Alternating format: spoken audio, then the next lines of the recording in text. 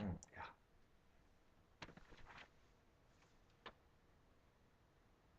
'Twas the night before Christmas, when all through the house not a creature was stirring, not even a mouse. Well, unless you live in my apartment complex, then the rave downstairs is always a stirring. Anyway, the stockings were hung by the chimney with care, in hopes that St. Nicholas soon would be there. The children were nestled all snug in their beds, while visions of sugar plums danced in their heads. And Mamma in her kerchief, and I in my cap, had just settled our brains for a long winter's nap, when out on the lawn arose such a clatter. I sprang from my bed to see what was the matter. Away to the window I flew like a flash, tore open the shutters, and threw up the sash.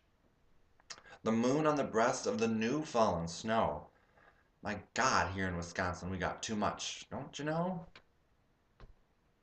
Gave the luster of a midday's objects below, when what to my wondering eye should appear but a miniature sleigh and a tiny little reindeer.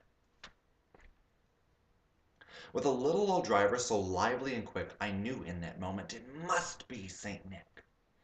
More rapid than eagles his coursers they came, and he whistled and shouted and called them by name. Now Dasher, now Dancer, now Prancer and Vixen, on Comet, on Cupid, on Donner, on Blitzen, to the top of the porch, to the top of the wall. Now dash away, dash away, dash away all.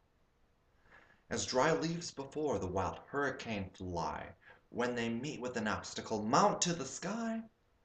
So up to the housetop the coursers they flew, with a sleigh full of toys, and St. Nicholas too.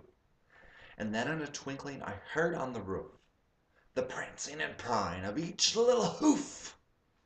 As I drew my head and was turning around, down the chimney St. Nicholas came with a bound. Boom. He was dressed all in fur from his head to his foot, and his clothes were all tarnished with ashes and soot.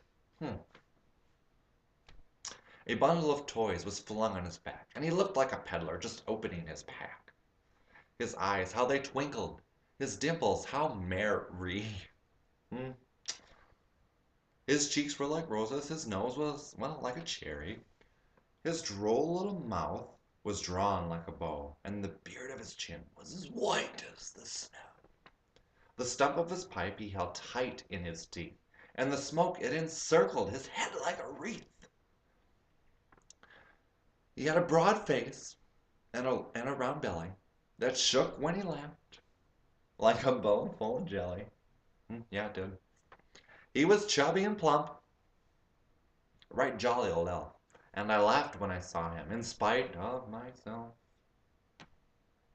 With a wink of his eye and a twist of his head, soon gave me to know I had nothing to dread.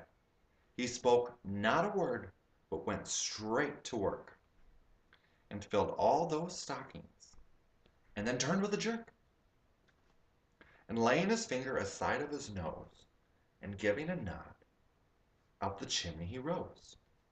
He sprung to his sleigh, to his team gave a whistle. He sprung to his sleigh, to his team gave a whistle. It bared repeating. And away they all flew, like the down of a thistle. But I heard him exclaim, ere he drove out of sight, "Hey, happy Christmas to all, and to all good night."